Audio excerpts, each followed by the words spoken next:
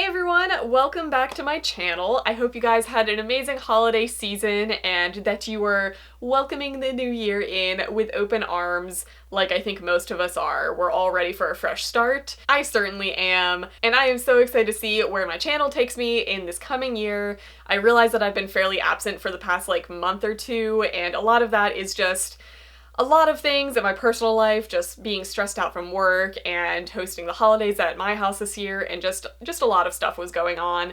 But we're off to a fresh start. I got a brand new camera, in case you guys are curious. You're looking great right now. And I just want to take this video to kind of go over how 2016 went for me book-wise. So in the year 2016, I read a whopping 114 books. That's a lot of books. Maybe to some people. I definitely saw some people on their Goodreads challenge double that, and I don't know what you do for a living, but please tell me what your job is that allows you to read over 200 books, because I'm incredibly jealous. But 114 books is a lot of books. I am aware of that, and I am pretty proud of that number. But in that 114 books, I read 42,944 pages.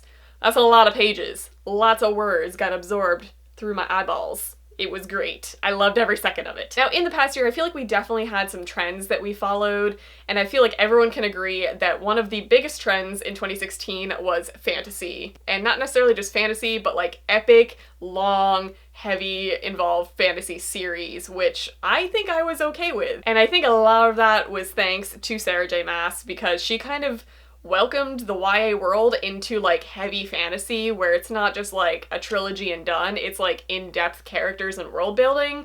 So thank you, Sarah J. Maas. Along with fantasy, we also saw the trend of dark and gritty stories in 2016.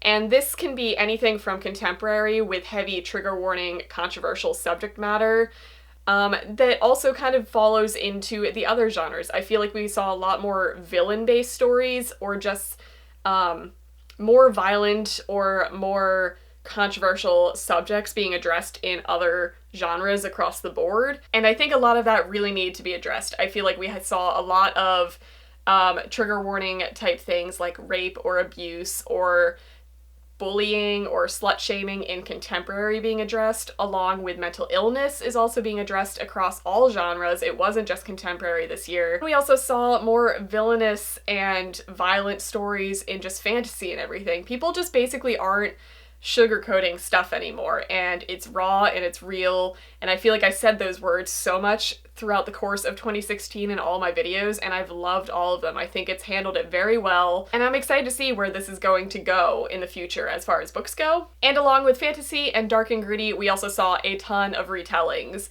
which I'm not necessarily sick of, because I feel like the retellings that are still coming out are starting to take a different direction. I think the subject of retellings is all in thanks to Marissa Meyer and the Lunar Chronicles series, because that really took off in the YA world and kind of laid the groundwork for all of the other ones that came out. Because not only did we see very stereotypical Disney princess fairy tale type retellings, we started to see stories that aren't very often told, and a lot of those were Middle Eastern or Arabic folklore type stories, like The Wrath of the Dawn, all of the retellings of 1001 Nights. All of those started to come on to the bestseller lists, and that's amazing, because not only is that covering the retelling thing, but that's covering the diversity thing.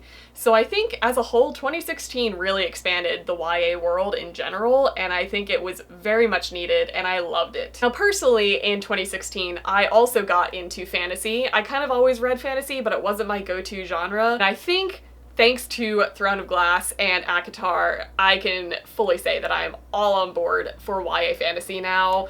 2016 was the year that I discovered Sarah J. Maas. It was also the year that I discovered the Magicians trilogy and Erika J. Hansen and Naomi Novik. I feel like I just finally broadened my horizons, and I'm getting into fantasy, and I'm getting into adult fantasy, which is a lot more dense and involved, and I'm loving it. I never thought that I would really want to pick up a 700-page adult high fantasy story and love it, but I am, and it's great. I also got really into the fact that mental illness is a huge topic that is finally being publicly discussed, and as somebody with anxiety, reading books where the main character or a character in general suffers from anxiety or from another mental illness is incredibly important, not only to me, but to I feel like everybody who is reading YA right now.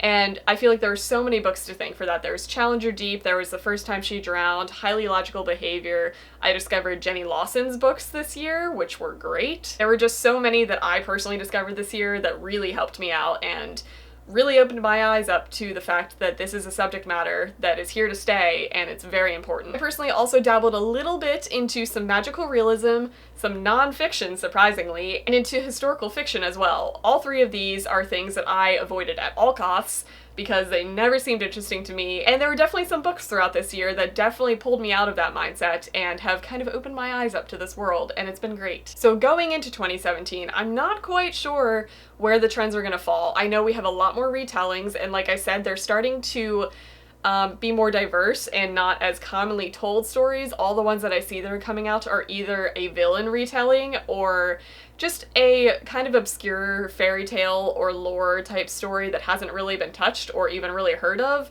So I'm starting to see those. I'm seeing a lot of conclusions or kind of continuations of the high fantasy series, and I'm seeing diversity, because diversity is what blew up in 2016 just across all genres, and I'm so happy to see that a lot of the books coming out in 2017 are extremely diverse in all ways.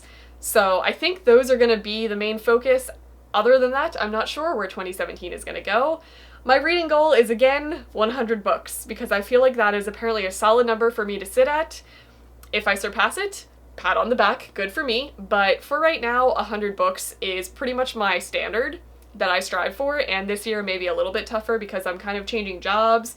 I'm not going to have as much time to read, so I might actually have to like really try for it this time, but we'll see how it goes. I personally want to finish more series because I have so many completed series sitting on my shelf that I either haven't even started yet or I've only read the first book or two.